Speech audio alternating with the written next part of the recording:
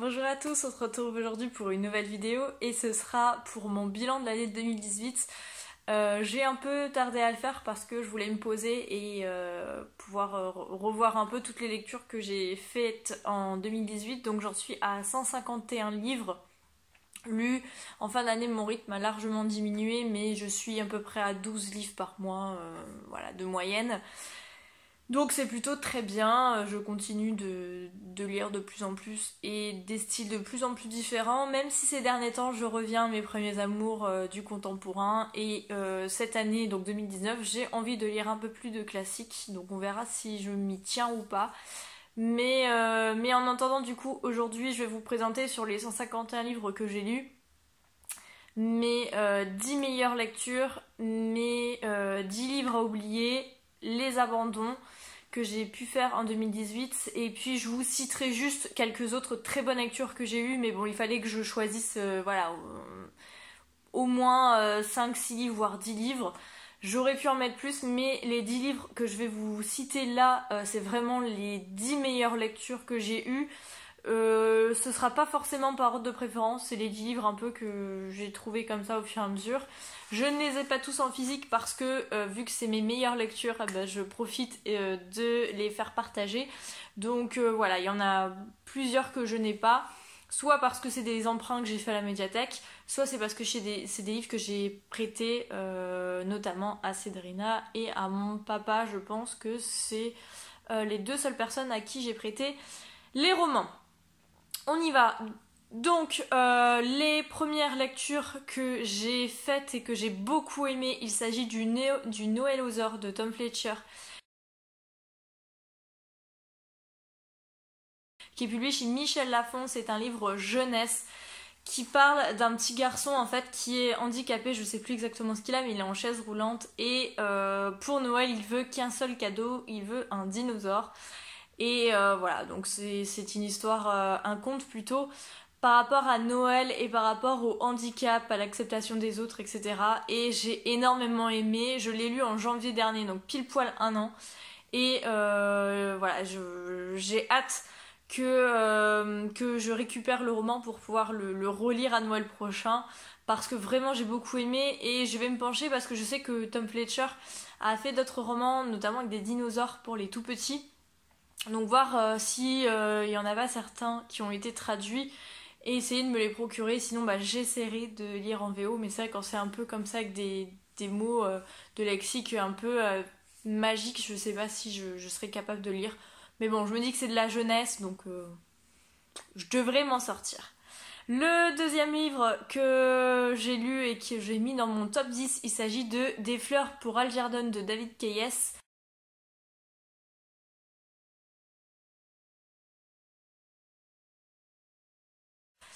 Donc qui est publié je crois au livre de poche, etc. Je l'avais pris en livre audio à la médiathèque et j'avais énormément aimé ce livre. Je crois que c'est Sahar qui m'avait donné envie la première, même si ça fait déjà des années que j'en entends parler. Et puis Sabrina aussi de Colmissable l'avait lu.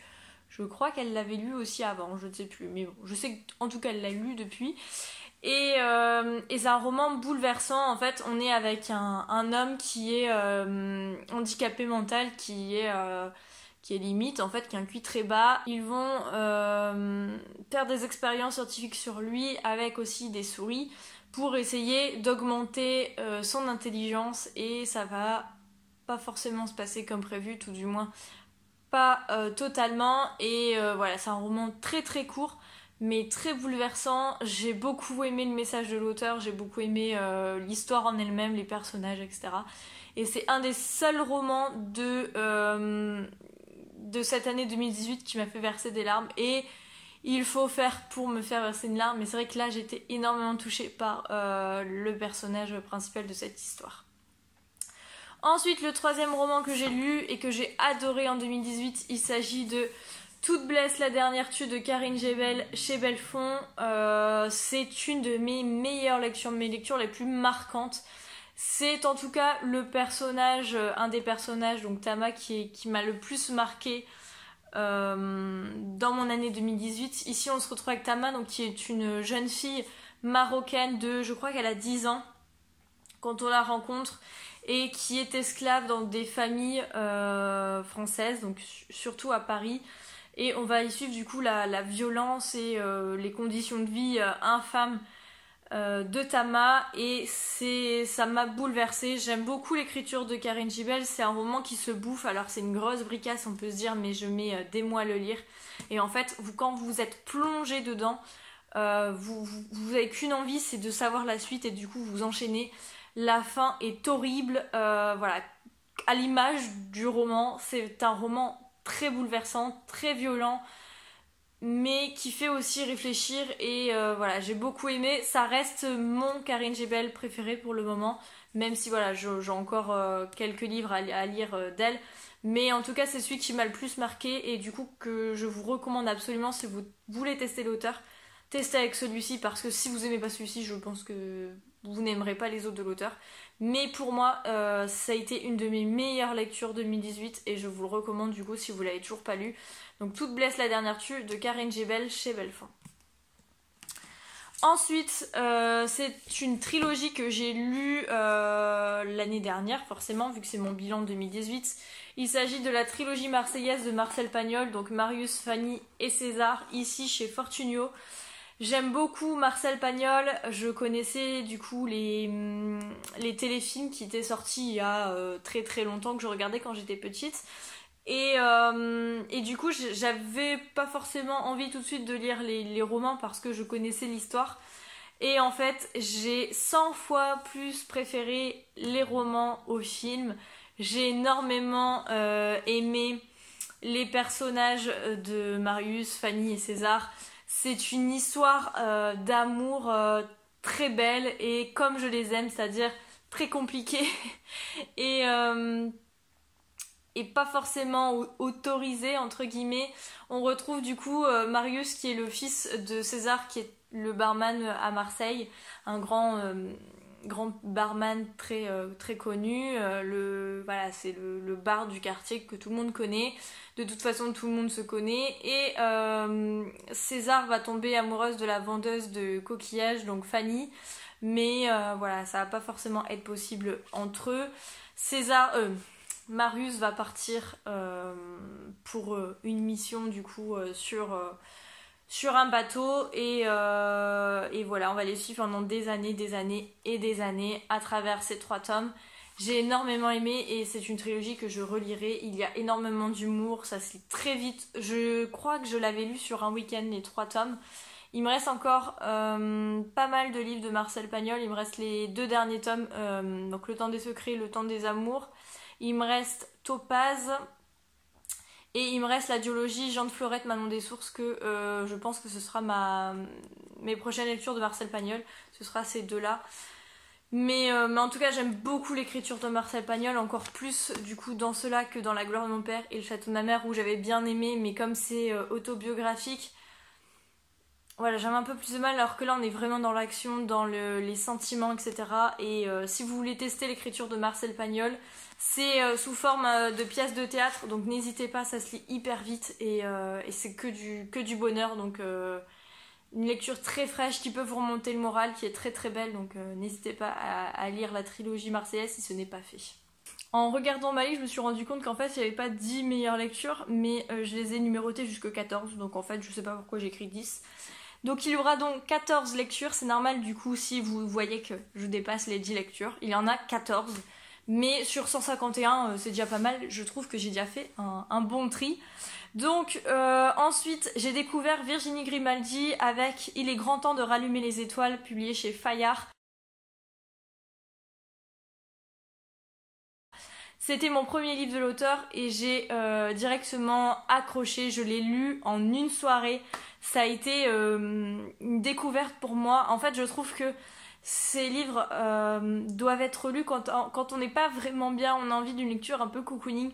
Parce que même s'il y a des histoires assez tristes, il y a des beaux messages, il y a de l'humour. J'ai beaucoup aimé. En fait, ici, on se retrouve avec une maman célibataire de 2 enfants, donc une enfant et une adolescente, qui vont partir, je crois que c'est en Finlande, ou enfin dans les pays scandinaves, en caravane avec d'autres personnes au cours de leur voyage qu'ils vont rencontrer et qui vont finir le voyage ensemble. Et en fait, voilà, elles sont dans leur vie de tous les jours. La maman Trim, elle est serveuse, elle fait tout pour pouvoir éduquer ses filles comme elle peut. Et les filles, voilà, l'adolescente, bah forcément, commence sa crise adolescente. Et la petite est juste magnifique. Elle tient un carnet, un journal intime qu'elle appelle Marcel. Et elle nous raconte des choses dedans, juste à mourir de rire. J'ai beaucoup aimé. Il y a donc les personnages qui sont très attachants, les histoires aussi sont très très jolies. J'ai adoré et j'ai hâte de découvrir d'autres livres de l'auteur. J'en ai un dans ma palle papier et un dans ma palle numérique et j'aimerais bien en 2019 me les faire parce que vraiment c'est une super belle découverte et j'ai adoré ce roman. Donc si vous voulez lire un bon contemporain, n'hésitez pas à lire Il est grand temps de rallumer les étoiles de Virginie Grimaldi. Ensuite, j'en ai beaucoup parlé, que ce soit sur la chaîne, sur le blog, sur Instagram, Facebook, etc. Une de mes meilleures lectures, parce que peut-être une de mes meilleures surprises aussi, une lecture à laquelle je ne m'attendais pas du tout. Il s'agit de Délicieuse de Marie Neuser, donc chez Fleuve. Je ne l'ai pas ici parce que je l'ai prêté à ma copine Cédrina. Et ici, on se retrouve dans un roman très très noir, un peu inspiré des tragédies grecques, où on retrouve une jeune femme qui va apprendre que son mari la trompe. Elle va connaître aussi l'identité de la maîtresse de son mari et elle va prendre l'identité de quelqu'un d'autre sur les réseaux, se faire une nouvelle image, un nouveau personnage et elle va discuter avec cette femme. Et elle va plus ou moins prendre sa vengeance. Enfin, j'ai pas envie de trop vous en dire parce que j'ai peur de vous spoiler. Mais en tout cas, c'est un roman très très très noir. On se retrouve dans l'esprit de cette jeune femme. Les 50 premières pages sont très immersives pour moi. Donc, si vous arrivez à passer ce cap des 50 premières pages où pour vous c'est vraiment très prenant, je pense que vous allez aimer. Sinon, je pense que c'est pas une lecture qui va être faite pour vous. On est beaucoup dans l'introspection et je pense que c'est ça qui a fait beaucoup de tort à certaines personnes, puisqu'il y a des avis très très mitigés. Il y a beaucoup de coups de cœur comme moi, mais il y a aussi beaucoup de déceptions et beaucoup de mauvaises lectures. Donc voilà, je le conseille, mais vraiment aux personnes qui ont envie d'un roman très noir mais très psychologique, qui s'inspire aussi de tragédies grecques, que ce soit au niveau des citations, des poèmes qu'elle écrit, de la façon dont le roman se distille, en fait, je sais pas comment vous dire, mais en tout cas j'ai beaucoup beaucoup aimé. C'est une des lectures qui m'a la plus surprise en 2018 et une de mes meilleures lectures. Donc voilà, si vous ne l'avez pas encore lu, que vous connaissez l'auteur, n'hésitez pas. Après, si vous avez un peu peur de ce genre de lecture, vous pouvez lire les autres livres de Marie Neuser qui sont beaucoup plus classiques. Mais ici, elle sort vraiment de son champ, de sa zone de confort. Et vraiment, j'ai très hâte de rencontrer l'auteur de nouveau pour lui en parler. Parce que j'ai beaucoup aimé et je sais que c'est un des livres que je relirai un de ces jours pour avoir un autre avis peut-être et puis relire avec du coup toute l'image en tête, toute la fin et voir un peu si je pense la même chose ou pas. Mais en tout cas, c'est un roman qu'on peut lire plusieurs fois pour imprégner davantage de choses à chaque fois. Donc voilà, une très très bonne lecture. Il s'agit de Délicieuse de Marie Neuser. Autre très très bonne lecture que j'ai faite, il s'agit de Martin Eden de Jack London chez 10-18. Ici, on se retrouve avec un roman qui est qualifié par certaines personnes d'autobiographie de Jack London, puisqu'il y a énormément de points communs avec Martin Eden. Ici, on se retrouve donc avec un jeune homme qui va enchaîner pas mal de petits boulots parce que lui, son rêve, c'est de devenir écrivain. Donc, il écrit plusieurs choses pour des journaux qu'il envoie aux journaux pour être publiés. Mais voilà, il faut quand même bien vivre. Donc, il est ouvrier, il fait pas mal de choses, il va même sur des bateaux, etc. Et un jour, il va décoller, il va devenir un auteur très célèbre. Et il va, entre deux, rencontrer une jeune femme d'un autre monde, puisque lui est d'un monde ouvrier et elle d'un monde bourgeois. Ils vont plus ou moins nouer une relation, mais tout va devoir s'arrêter et Martin Eden va devoir prendre des distances puisque ils sont pas du même monde. Mais au début du XXe siècle, c'est même encore pire que maintenant d'avoir une relation avec quelqu'un qui n'est pas du même milieu que nous. Et du coup, voilà, ça va être cette histoire qui va être en trame de fond, tout comme son avancée vers le succès, mais aussi sa retombée puisque il va retomber très très bas après son succès. Et on va suivre du coup cette histoire jusque la fin. Et j'ai été à fond dedans. C'est une lecture que j'ai pris mon temps, où j'ai pris mon temps pour le lire parce que la plume est très belle, très poétique, et je pense que pour assimiler tout ce que l'auteur veut dire, tous les messages, toute la poésie de la plume de l'auteur, il faut prendre du temps pour le lire. Du coup, voilà, je lisais 50-60 pages maximum à chaque session de lecture et voilà, j'en ai profité, j'ai beaucoup aimé. Et pareil, je pense que c'est un roman que je relirai plus tard puisque j'ai vraiment beaucoup aimé la plume de l'auteur. Et pour moi, même si j'aime beaucoup Cro-Blanc et L'appel de la forêt, etc., pour moi, c'est le livre de Jack London le mieux écrit et où il m'a le plus embarqué parce que c'est le roman qui me semble être le plus adulte et le plus empreint d'émotion et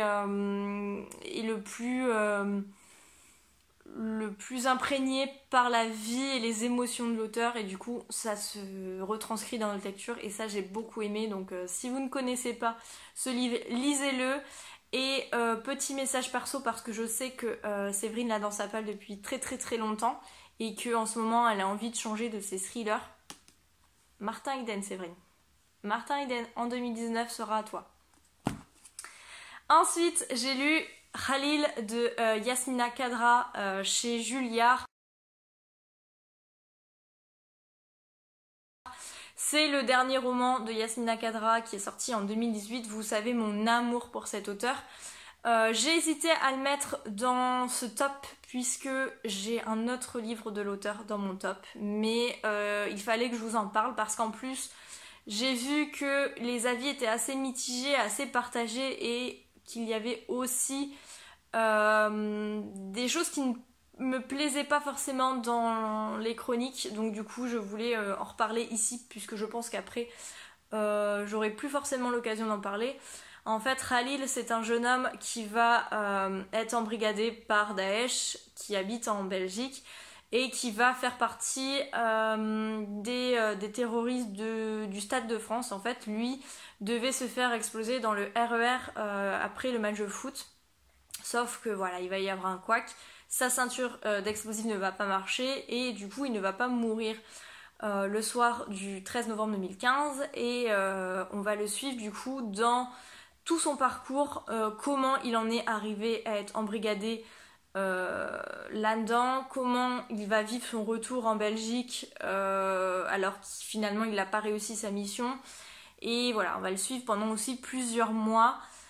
Et j'ai beaucoup aimé. Alors, j'avais un peu peur parce que autant les sujets abordés, que ce soit l'Algérie, le Moyen-Orient, etc., je connais pas vraiment l'histoire, mis à part ce que je lis dans les romans. C'est vrai que j'ai quand même beaucoup de lacunes au niveau politique et historique là-dessus. Autant le 13 novembre 2015, j'étais en France, en région parisienne, j'ai vécu de loin, d'accord, mais j'ai quand même vécu ce qui se passait dans mon pays et du coup j'avais un peu peur de voir ce que Yasmina Khadra allait faire et en même temps j'ai quand même voulu lire ce roman parce que je connais la plume de l'auteur, j'ai déjà discuté avec lui et je savais que ça pouvait être très bien, donc j'ai pas hésité et j'ai bien fait parce que j'ai beaucoup aimé. Contrairement à ce que ce que certains disent dans les chroniques, il ne prend pas du tout la défense des terroristes, il ne prend pas du tout parti avec Khalil, libre à nous de s'attacher ou non à ce personnage, libre à nous de le comprendre ou pas. Le but c'est pas de comprendre son geste, mais d'essayer de comprendre comment il en est arrivé là, qui sont les personnes cibles, parce que ici on parle de ce personnage là, mais ça peut très bien être tous les jeunes qui sont embrigadés, peu importe d'où ils viennent et qui ils sont, mais on sent cette jeunesse fragile et tout ce que ces organisations utilisent pour les attirer, pour les formater. Et pour moi, ça fait aussi le rappel notamment à tout ce qui est Deuxième Guerre mondiale, avec tout ce qui est embrigadement aussi par rapport à Hitler et à ses jeunesses hitlériennes par exemple. Voilà, pour moi c'est le rapport, il n'y a aucun propos de l'auteur pour moi qui défend ce qu'ils ont fait, ou pas fait pour Khalil, mais ce qu'ils ont fait le 13 novembre. J'ai trouvé ça très très beau. Je vous laisserai ma chronique en barre d'infos si vous voulez en savoir plus. Mais en tout cas, c'est un roman qui m'a marqué.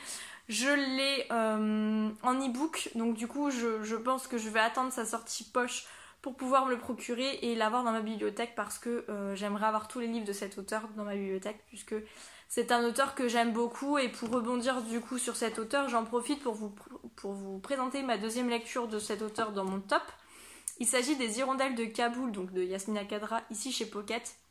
Je l'ai lu en lecture commune avec Sabrina et on a adoré. On l'a lu, je crois, en septembre ou octobre, quelque chose comme ça, septembre, je crois.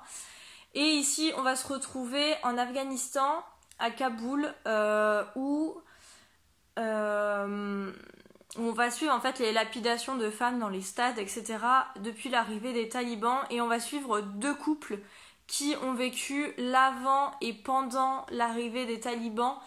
Et c'est un roman très très bouleversant. C'est un roman sur la femme, sur les conditions des femmes, sur le combat aussi de certaines femmes, de certains hommes pour les femmes, parce que il faut pas oublier qu'ils sont pas tous contre les droits des femmes.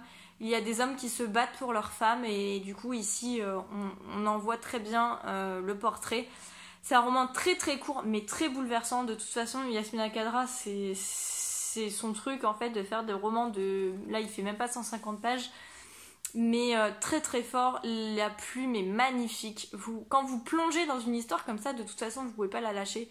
C'est vraiment un de mes auteurs préférés, et j'espère que pour ceux qui aiment le contemporain, vous lirez un jour du Yasmina Khadra, et voilà, et j'espère que vous aimerez autant que Sabrina et moi, parce qu'on est très très fans. Et d'ailleurs j'ai très envie de me refaire un autre de l'auteur, donc je pense que ça devrait pas tarder à voir un autre Yasmina Khadra dans mes points lecture.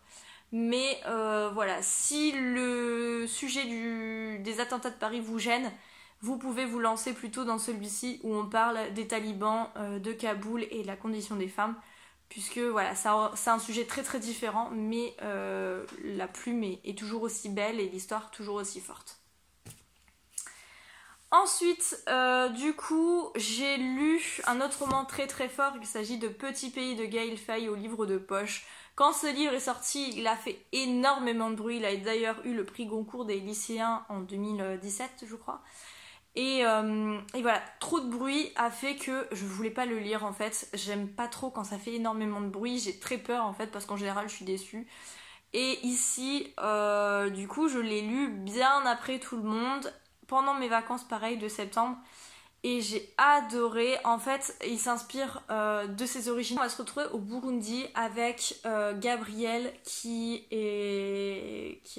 doit avoir 10 ans, quelque chose comme ça, qui a une petite sœur et qui va vivre au Burundi, donc avec ses parents.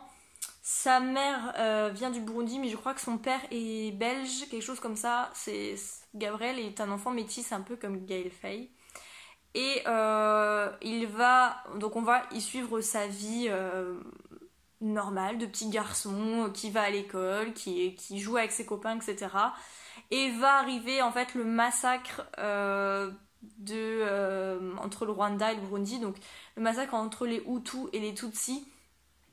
Et on va vivre avec Gabriel et sa famille le massacre et c'est juste bouleversant. On va y suivre aussi l'après, puisque ils vont devoir partir pour pouvoir vivre. Je crois que c'est en Belgique, mais j'ai un petit doute, mais il me semble que c'est en Belgique. Et Gabriel va revenir au Burundi quelques années après pour voir un peu l'évolution de son pays. Et j'ai énormément aimé ce roman, que ce soit la vie avant, la vie pendant et la vie, le massacre pendant et la souffrance et tout ce que vous voulez pendant le massacre, et la vie après. Et voilà, c'est un roman bouleversant. Pareil, quand vous le commencez, vous avez du mal à le lâcher. C'est aussi un roman que je relirai un jour, parce que c'est des romans comme ça où j'ai envie de me plonger dedans et d'être à fond dans cette histoire. Donc vraiment, je vous recommande Petit pays de Gelfey, même si je pense que la majorité d'entre vous l'a déjà lu. On ne sait jamais. S'il y avait des réticents comme moi au début, n'hésitez pas, parce que c'est de la bombe en fait. Autre roman que j'ai lu et dont j'ai adoré, il s'agit de Quand on parle de loup de Julie Goisset, donc publié chez Belfond. On retrouve Lou, qui est une jeune femme mère de famille et qui vit une vie plutôt classique, sauf que elle ne se sent pas heureuse dans sa vie, dans son couple, donc elle va décider de se séparer de son mari et du père de ses enfants. Et en fait, dans sa reconstruction, dans sa nouvelle vie, elle va tomber amoureuse d'une femme. Et on va y suivre du coup sa reconstruction, son couple, sa version de l'amour et de tout ce qui tourne autour du regard des autres aussi sur son nouveau couple, sur son orientation sexuelle, etc. Et ce que j'ai adoré, c'est le style de l'auteur que j'avais déjà lu dans Les Corps de Lola. C'est des chapitres très très courts, des mots très poétiques, il y a beaucoup de métaphores, beaucoup aussi de phrases poétiques, je l'ai déjà dit mais je le répète, et vraiment les mots, les phrases qu'elle utilise rajoutent de la force à l'histoire et au personnage. J'ai énormément adoré, j'ai beaucoup aimé. Pareil, c'est un très court roman, je crois qu'il doit faire 200 pages à peine, et vraiment je vous le recommande si vous aimez bien les contemporains avec une plume très poétique. Je pense que vous ne pouvez qu'aimer Quand on parle de loup. À force, voilà, vous connaissez un peu mes goûts, et c'est vraiment des romans comme ça que j'aime et que j'aime vous faire partager, parce que je trouve qu'on n'en parle pas forcément sur les réseaux, ou alors je dois pas suivre forcément les bonnes personnes. Mais voilà, je vous recommande Quand on parle de loup de Julie Goisset, parce que j'ai beaucoup aimé sa plume poétique et l'histoire en elle-même de la reconstruction de cette femme, de sa recherche du bonheur, de l'amour, etc. Qui est universel, qui est un message assez universel et très joli. Ensuite, j'ai lu et adoré Enfermé de Jacques Sausset chez French Pulp. Ici, c'est un roman assez particulier, puisque on va retrouver une héroïne transgenre qui va se retrouver en prison suite à un meurtre qu'elle a commis. Et donc on va y suivre tout ce qu'elle vit en prison, tout ce qu'elle subit plutôt en prison. Et ce qui est assez original dans ce roman, c'est que les gens ne sont pas appelés par leur prénom, ils sont appelés par leur fonction. Et ça rajoute en fait ça rajoute de la force aux mots et à l'histoire qu'a vécue Virginie. Elle va sortir de prison et elle va aller travailler dans une maison de retraite qui permet aux anciens détenus de se réinsérer. Et du coup, on va la suivre pareil dans sa réinsertion. Il va y avoir aussi une intrigue à l'intérieur de ça, à l'intérieur de la maison de retraite, mais qui pour moi passe en second plan. Donc si c'est l'enquête qui vous intéresse, je pense que vous n'allez pas forcément saisir la puissance de ce roman, mais il faut pas le lire que pour l'enquête. En fait, Jacques Saucé a une plume magnifique et du coup, c'est déjà le deuxième roman que je lis de l'auteur. Je l'avais découvert en 2018 grâce à Principe Mortel aussi, j'avais beaucoup aimé. Et il faut pas réfléchir, en fait, quand vous lisez un roman de Jacques Saucé, il faut vous plonger dedans, vous faire embarquer par la plume, par l'histoire de l'auteur. Et du coup, il arrive à vous surprendre, à vous prendre aux tripes. Et pareil, vous enchaînez, vous n'arrivez pas à lâcher, vous voulez savoir jusqu'au bout. Et voilà, j'ai trouvé ce roman magnifique, avec un sujet qui est très très peu abordé parce que je pense qu'il est sujet tabou. Mais en tout cas ici, il est très bien traité. On sent qu'il l'a fait relire par des personnes transgenres pour éviter justement les jugements pas forcément volontaire mais qui pourrait y avoir quand il écrit et voilà sa version d'homme hétérosexuel.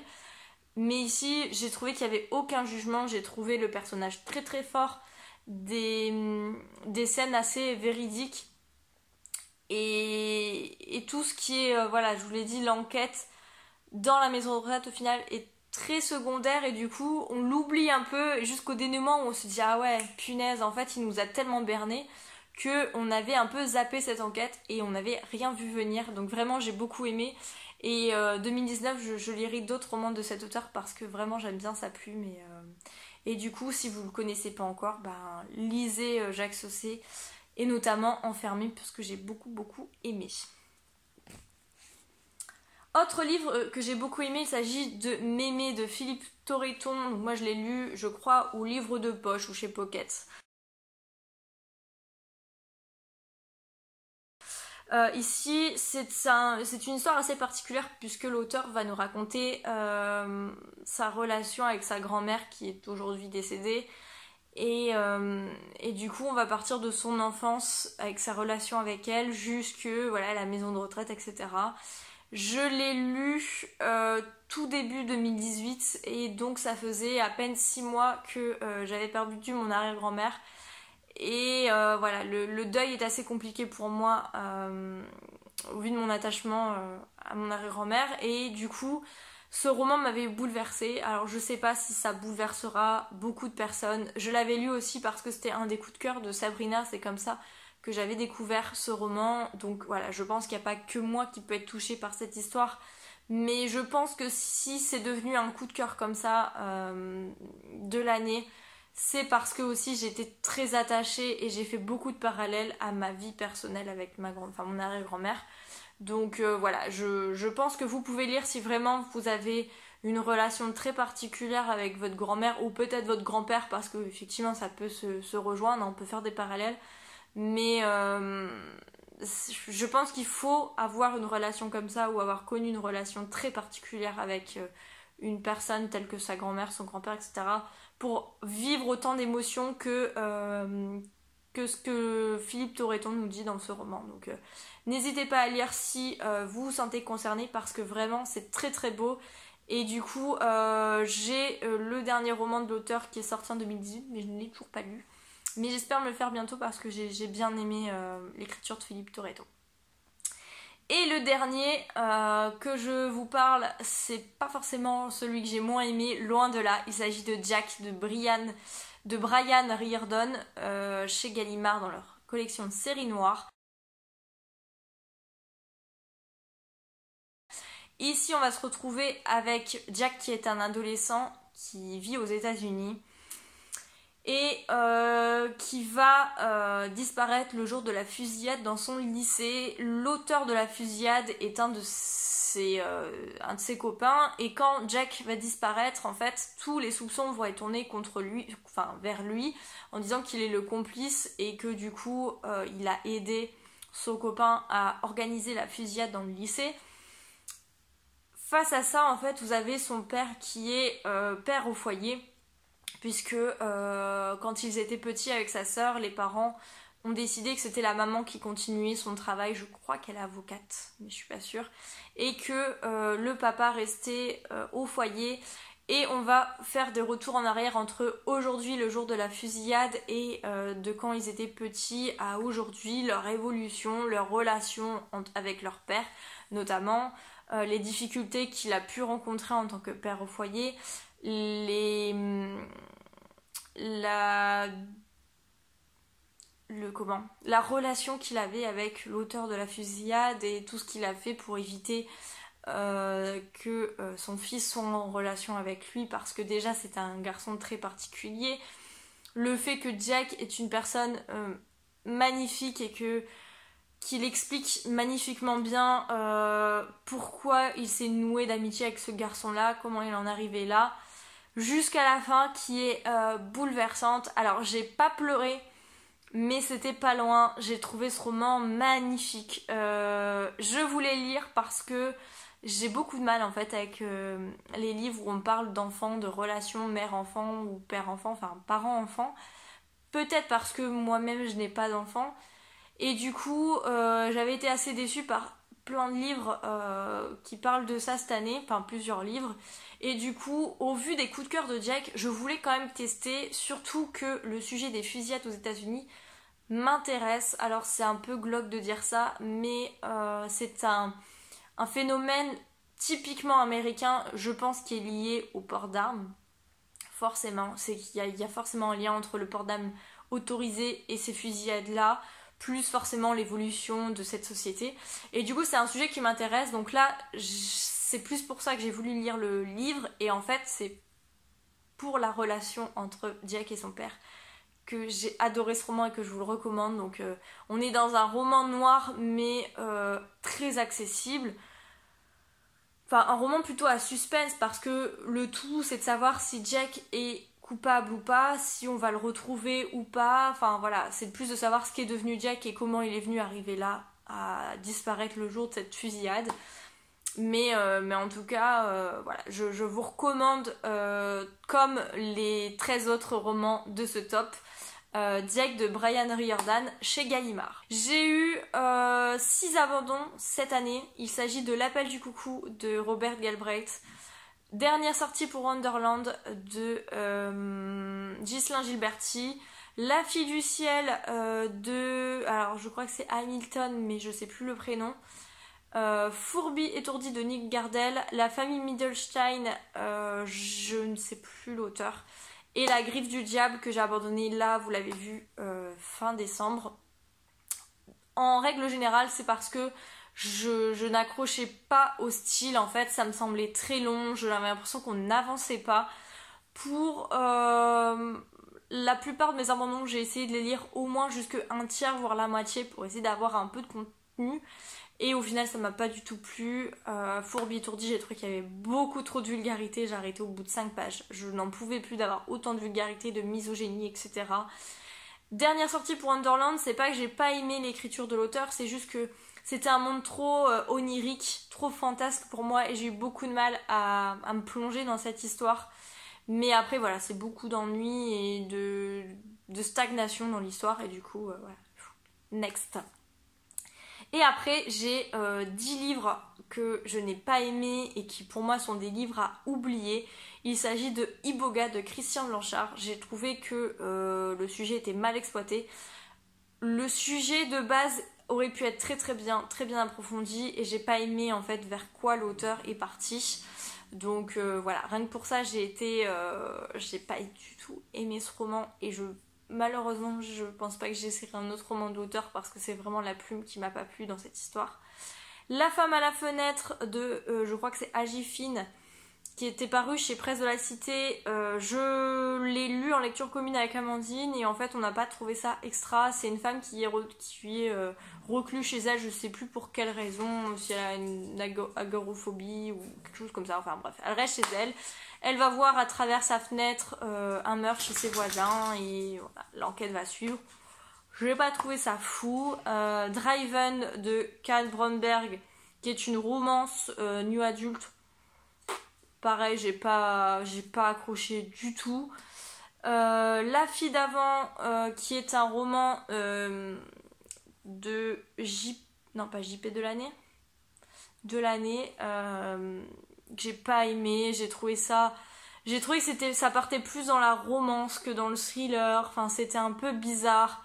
Vous avez l'histoire de deux femmes en parallèle qui ont vécu dans cette maison qui est gérée par des caméras, des fonctions vocales, etc. Et qui est arrivé quelque chose à la première, donc la deuxième va enquêter et j'ai pas du tout accroché. Ensuite c'était Un soir de décembre de Delphine de Vigan où j'en avais entendu énormément de bien et au final j'ai pas non plus trouvé ça extra. Une fille facile de Louise O'Neill où j'ai vu énormément de coups de cœur, de claques, de coups de poing, de tout ce que vous voulez et en fait j'ai pas trouvé ça fou. On parle d'une jeune fille qui s'est fait violer en soirée. Une jeune fille qui est détestée, qui est un peu la fille parfaite et qui est très méchante envers les autres, qui se croit la meilleure, etc. Qui va se faire violer en soirée et on va suivre sa vie d'après et voilà, est-ce qu'elle va aller porter plainte ou pas, comment elle vit, etc. Le sujet, oui, est grave, c'est pas facile non plus d'en parler, mais je trouve qu'on peut faire d'autres romans sur le sujet beaucoup mieux et j'ai pas du tout accroché, j'ai trouvé ça beaucoup trop jeunesse en fait pour moi malgré ce que j'en ai entendu parler. Une déception, il s'agit de Concerto à la mémoire d'un ange, c'était un recueil de 4 nouvelles il me semble, d'Eric Emmanuel Schmitt et voilà, j'ai pas trouvé les nouvelles extra et j'étais un peu déçue par l'auteur. C'est un des romans de l'auteur que je garderai pas parce que je sais que celui-ci je ne le lirai pas. J'ai pas beaucoup aimé. Autre déception, il s'agit du recueil de 13 à table de cette année où j'ai trouvé que les nouvelles n'étaient pas très bonnes. Il y avait très peu de nouvelles sympathiques. J'ai pas eu de nouvelles qui m'ont marqué à 100%, peut-être à part celle de Leila Slimani. Mais à part ça, j'ai pas trouvé ça fou. Autre déception, il s'agit de Evie, je ne sais plus l'auteur, qui était sorti chez Milady. On retrouve ici un roman avec disparition d'enfants et c'est ce que je vous disais, j'ai pas accroché, j'ai pas du tout aimé l'évolution de l'histoire et encore moins la fin. Franchement, j'ai pas du tout compris pourquoi l'auteur est parti là-dedans. Donc pour moi c'est à oublier. Et le dernier roman qui je pense est trop surcoté, il s'agit de Fantasmé de Nico Takian chez Calman Levy. Je me suis littéralement fait chier dans ce roman. Il fait 300 pages. C'est bourré de clichés d'hommes violents, albans, de prostitution, de violence, etc. Voilà. J'en avais tellement entendu parler que je voulais tester l'auteur. Et finalement, j'avais 2 autres romans de cet auteur dans ma pile numérique que j'ai supprimé parce que vraiment, l'écriture de l'auteur ne m'a pas plu. L'histoire a été d'un banal, on ne peut plus classique. Donc voilà, c'était une de mes dernières déceptions de 2018. Et voilà, je pense que mon histoire s'arrêtera là avec l'auteur. Je pense que j'ai assez parlé. Si vous voulez d'autres romans que j'ai bien aimés, je vais vous en citer quelques-uns vite fait comme ça, mais je vais pas me pencher dessus parce que je pense que la vidéo va faire déjà plus d'1 heure. En plus là je deviens complètement noire, donc j'essaye de vous citer quelques-uns pour que je vous donne quelques idées, mais en tout cas si vous voulez retenir les romans que j'ai préférés, bah allez du coup en début de vidéo prendre mes 14 romans que j'ai préférés cette année. Et d'autres romans que j'ai bien aimés, donc j'ai découvert Bernard Minier avec Glacé et le Cercle, que j'ai beaucoup aimé. J'ai aimé Ulysse from Bagdad de Eric Emmanuel Schmitt, Mon chien stupide de John Fante, Le dernier hiver de Philippe Papillon, j'ai un doute, Fabrice Papillon, Bien comme il faut Dans le ventre du loup d'Héloïse Gay de Bélissan, Agartha, donc qui est le tome 1 de la série 5 de Céline Joss Mitchell. Le 2 est sorti d'ailleurs, je vais vous en parler très prochainement parce que je devrais l'acheter là début 2019. Sous les étoiles silencieuses de Laura McVeit, que j'ai beaucoup aimé. Le manuscrit inachevé de Franck Tillier. Les hordes invisibles de Louise May. Miss Cyclone de Laurence Perrin, Tu seras si jolie de Pierre Riov, Gisèle et moi, je ne sais plus, mais c'était sur une autobiographie de l'auteur qui parlait de sa relation avec une de ses chiennes. Au petit bonheur la chance d'Aurélie Vallone que j'ai découvert aussi en 2019. Torrent de Christian Carayon que j'ai beaucoup aimé. L'aile des vierges de Laurence Perrin, pareil, romance historique que j'ai adoré. Le sang des anges de Sami Mokaden, Béni soit les enfants et les bêtes, que j'ai beaucoup aimé après coup en fait, que j'ai mis du temps avant d'aimer. Mais après réflexion, j'ai énormément aimé cette histoire et je le relirai un jour. Ma dévotion de Julia Kerninon que je vous ai parlé il n'y a pas très longtemps, et La nuit appartient au tigre, pareil que je vous ai parlé dans le dernier point lecture, donc n'hésitez pas à aller checker les différents points lecture. J'espère que cette vidéo vous aura plu, que finalement vous me verrez un peu plus sur votre écran que moi je me vois dans mon retour parce que j'ai l'impression que c'est la nuit alors qu'il est 15h. Mais bon, tout va bien. Voilà, tout ça pour vous dire que 2018 n'a pas forcément été une année super, mais en tout cas j'ai eu de très bonnes lectures. J'espère que 2019 ira tout aussi bien au niveau lecture. En tout cas, j'ai eu déjà une super bonne lecture en 2019. Je vous en parle très prochainement dans mon point lecture.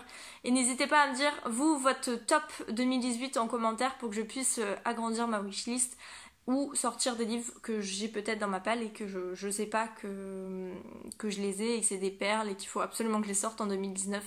Donc n'hésitez pas à me dire tout ça en commentaire. On se retrouve très prochainement pour un nouveau point lecture. En temps, je vous laisse et je vous souhaite de très belles lectures. Ciao!